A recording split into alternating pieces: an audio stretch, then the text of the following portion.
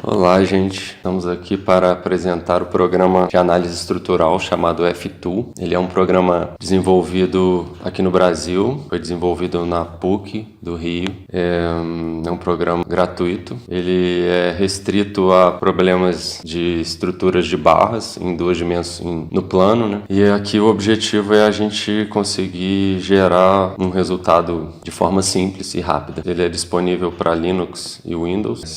Se a gente digitar F-Tool Download no Google, a gente acha fácil, tem que fazer um registro e pode fazer o download gratuito. A gente costuma começar aqui setando o grid, né, que é essa marcação dos pontos. Aqui você pode mudar o refinamento desses pontos.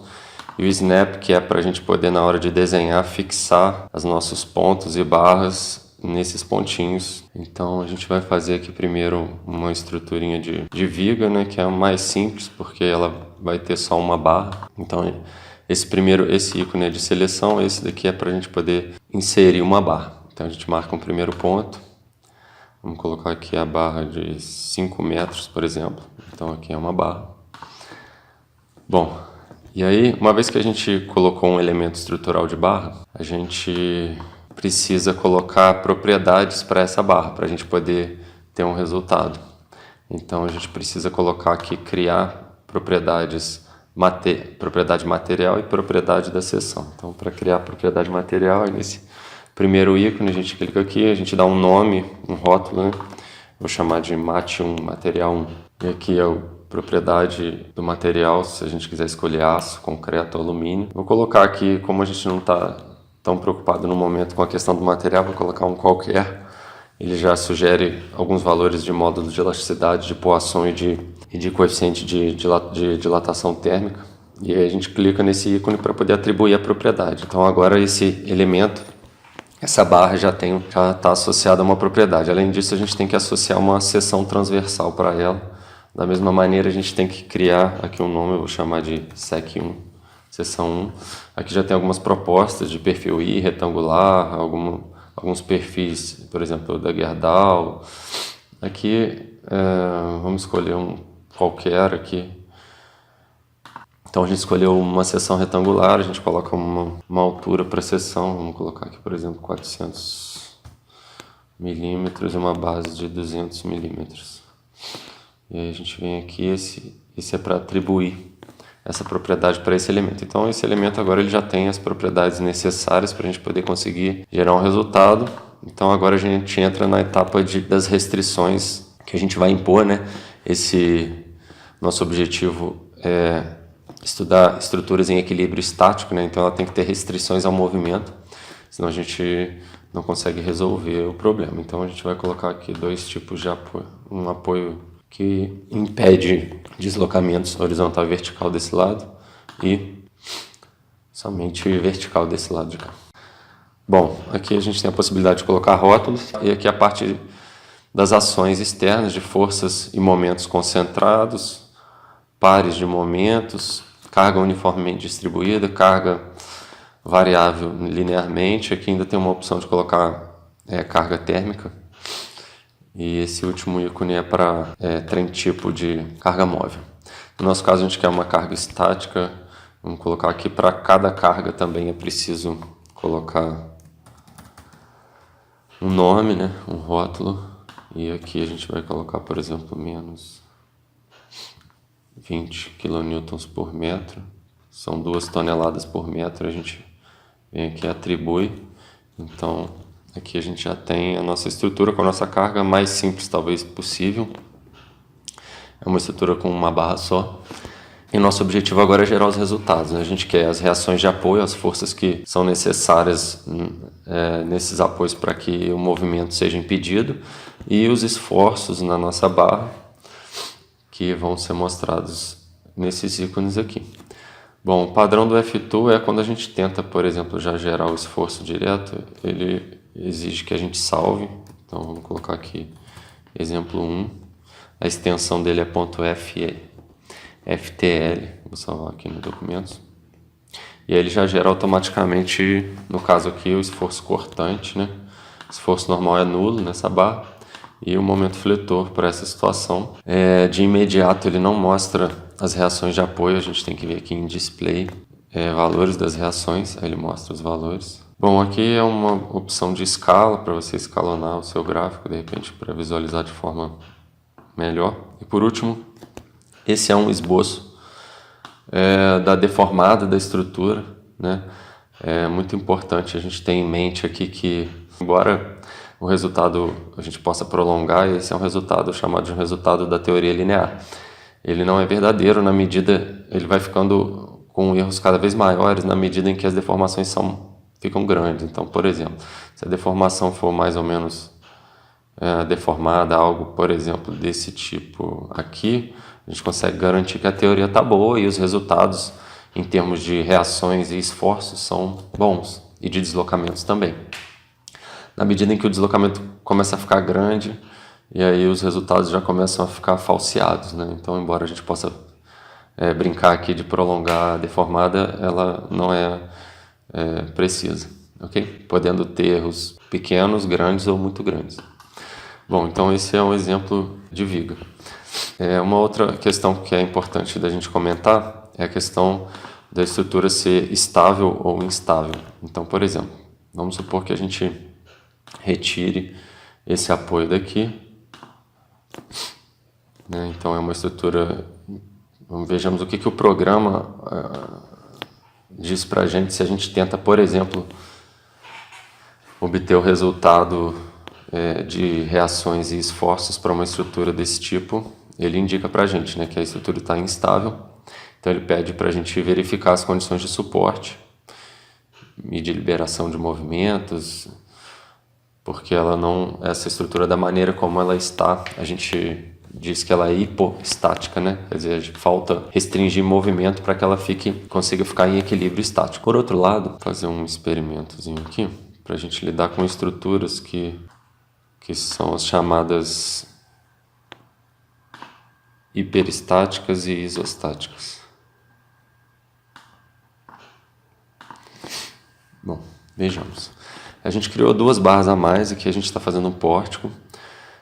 Como a gente acrescentou essas 2 barras e ainda não atribuiu as propriedades material e de seção, a gente tem que atribuir, senão ele não vai rodar, ele vai dizer que a gente não atribuiu propriedades, então a gente já acabou de fazê-los. Vamos colocar apoios aqui, quais sejam de segundo gênero e um de primeiro. Essas são conhecidas, essa estrutura é uma estrutura isostática. Esse software ele não é capaz de identificar, por exemplo, se a estrutura é isostática ou hiperestática. A única coisa que ele consegue identificar é se ela é hipostática, né? Se ela não fica estável. Agora, um aspecto, só para finalizar, um aspecto interessante do fato da estrutura ser isostática ou hiperestática, o resultado da estrutura, vamos criar aqui outro material. Um material, vamos supor, a gente pode mudar só o material ou mudar a seção. Vamos mudar o material, porque vai ser mais simples. Vamos colocar como material 2 e vamos atribuir um módulo de elasticidade aqui. A gente não está tentando modelar um material específico, só colocar um material com módulo de elasticidade o dobro do primeiro, ok? E aí a gente vai rodar essa estrutura com esses 2 módulos de elasticidade, vamos ver como isso altera o resultado, ok? Então, essas barras, vamos atribuir aqui o material 1 para elas, né? Então, material 1, atribuímos, ok? Vamos salvar e vamos rodar a estrutura. Então, a gente teve aqui, por exemplo, cortante nulo nas barras verticais, nos pilares, reações de 50, o cortante padrão de uma viga biapoiada, né? E o fletor, as barras verticais, os pilares não sofrem flexão para esse tipo de estrutura. Então agora a gente quer fazer um teste. Vamos mudar o material, vamos colocar o material 2. Atribuímos e vamos ver, salvamos, vamos ver o resultado, o mesmo resultado. Por exemplo, vamos fazer mais um caso aqui, vamos pegar essa barra aqui, e colocar o material 1. Vamos mesclar e vamos ver o resultado, mesmo resultado. Então, a explicação para isso é porque a estrutura ela é isostática. Quer dizer, a determinação das reações de apoio que vem via equações de equilíbrio estático, de onde nós tiramos as reações de apoio para depois determinar os esforços, por exemplo, elas formam um conjunto de quantidade de equações igual a quantidade de incógnitas. É uma condição necessária para que ela seja uma estrutura isostática. Agora, se a gente coloca um apoio que restringe mais aqui, vamos colocar um apoio, por exemplo, que prende os três, um engaste. E aí se a gente, nesse caso, agora a gente vai, vejamos primeiro, nesse caso, essa barra aqui, ela tem uma rigidez menor do que a do lado de lá, né? Vejamos. Vamos fazer o experimento aqui, colocar essa com material, tudo com material 1. Vamos rodar. Deu 11, 11, 48, 48, 11, 6, tudo com material 1. Agora vamos rodar com o material 2 nessa barra somente. Material 2, material 2, material 2. Vou colocar o material 1 nessa barra aqui. Material 1. Na verdade, a gente viu aqui que somente de trocar o material dessa barra aqui para um material diferente, ou a gente poderia trocar a seção da barra, por exemplo, um pilar que é maior do que o outro. Então a gente vê que como que isso, quando a estrutura é hiperestática, isso altera o resultado. Então a questão aqui é o seguinte: se a gente for o objetivo desta amostragem aqui foi o seguinte: se a gente quiser fazer uma estrutura isostática, a gente pode colocar quaisquer valores para as propriedades material e da seção, que o resultado final da estrutura não vai ser alterado independente dos valores. Agora, se a gente propõe uma estrutura que é hiperestática, então que ela está mais presa do que o estritamente necessário, as propriedades dos materiais vão influenciar no resultado. Então, essa é a conclusão principal que a gente tentou mostrar aqui. A importância de atribuir as propriedades corretas caso a estrutura seja hiperestática.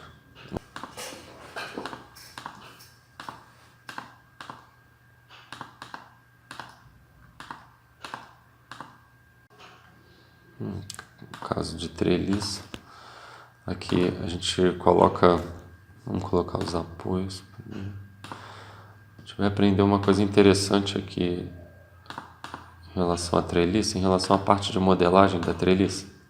Porque as treliças em geral, elas não têm rótulos nos pontos de encontro das barras.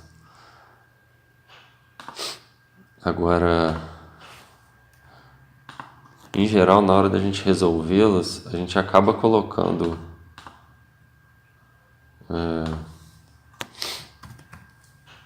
rótulos, porque colocar rótulos faz a estrutura ficar mais simples de ser resolvida. Então,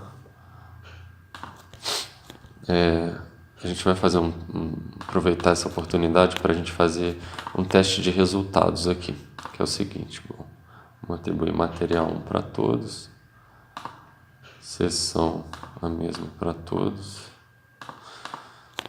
Aqui a estrutura está, no caso, ela está hiperestática, em vista da gente não ter colocado as rótulas. Vamos rodar essa estrutura do jeito que ela está aqui. Vamos dar uma olhada nos resultados. Vou tirar as intensidades. Esses são os esforços normais. Então vejamos 48,9, 48,55, etc. Bom, como ela não é uma treliça de fato, por não ter rótulas nos encontros, ela vai ter também esforços cortantes nas barras, em valores consideravelmente menores. Essa é uma primeira observação interessante. Os esforços cortantes são menores, consideravelmente menores do que os normais, e vai ter também esforços de flexão bem reduzidos também. E aí agora vamos guardar mais ou menos esses valores que estão aqui, por exemplo, 67, 49, 47, e vamos inserir as rótulas nos nós. Então a gente marca os nós, insere as rótulas, e aí a gente roda. Não tem cortante, como esperado, né? O fato de colocar as rótulas. E aqui a gente tem os resultados. Bom, as rótulas dá para ver que não muda muito o resultado, né? Se a gente for ver, dá coisa talvez em torno de 1%, nada muito grande relativamente. Bom, uma questão que é importante a gente observar aqui em vista do concurso Points, os sinais dos esforços normais que correspondem à tração e compressão, né? O sinal positivo, por exemplo, essas 3 barras, quando sujeitas, né, a essa solicitação, essas 3 barras elas vão ficar tracionadas, né? Essas outras 3 aqui em cima, elas vão ficar comprimidas. Então, e essas comprimidas também, essa daqui ficou com esforço nulo. Bom, esse exemplo ficou interessante, o fato dessa estar com esforço nulo, porque quando a gente vê um esforço nulo, a gente tem a tendência de achar que a gente pode tirar a barra, já que ela não está sofrendo esforço. Mas se a gente tirar essa barra daqui, a estrutura fica instável. Então, quer dizer, a estrutura, se ela fosse construída perfeitamente e a única ação sobre ela fosse perfeita esta, aí sim você não precisaria da barra. Mas se, por exemplo, pousar um mosquito aqui, ou você assoprar, ela já vai cair, porque se a gente tirar aqui e tentar rodar, ele acusa que ela fica instável. Então, essa é uma questão importante para a gente, não é simplesmente tirar a barra, né? Então, a proposta aqui é que a gente faça uma treliça mais simples do que essa, com somente uma carga no meio do vão. Então, eu vou fazer a proposição mais simples. É uma limitação desse modelo, é o fato de ser um modelo 2D, e no concurso Points a gente vai querer construir um modelo 3D. Então, se, por exemplo, a gente tiver que sustentar uma carga de 10 quilos, aqui a gente colocou uma carga da ordem de toneladas, né? Se a gente quiser suportar uma carga de 10 quilos, então vamos criar uma nova aqui, F2. Uma carga de 10 quilos, como a gente vai fazer um par de trelicinhas, né, com uma profundidade, uma outra questão também, aproveitando que é importante, é garantir que há uma boa conexão de uma parte com a outra. É uma parte importante que precisa ser considerada, mas aqui 10 quilos, para a gente aqui são 10 quilos, 1 kN. Então vamos atribuir esse 1 kN. Na verdade, como no nosso projeto o modelinho que a gente vai fazer no F2 é um modelinho para uma do par de treliças, a gente acaba colocando metade para cada uma. Então a gente teria que colocar uma carga de 0,5 kN. Tenta rodar. Ele está dizendo que a gente não colocou material para todos. Então vamos lá, colocar material e seção para todos. Como ela é uma treliça isostática, o material não vai ter importância aqui no resultado. E a gente tem aqui, para a nossa proposta bem simples, o nosso resultado. Os esforços normais nas barras. Uma questão bem interessante em problemas de treliças e de arcos também, é que na medida em que a gente diminui a altura, os esforços aumentam, né? Então vejamos aqui, os esforços aqui estão da ordem de 0,3505. Vamos diminuir a altura, fazer uma treliça mais abatida, como se diz.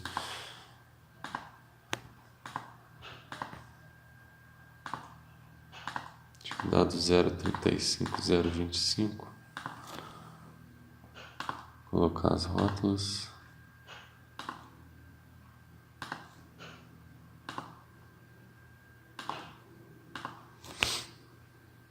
As propriedades.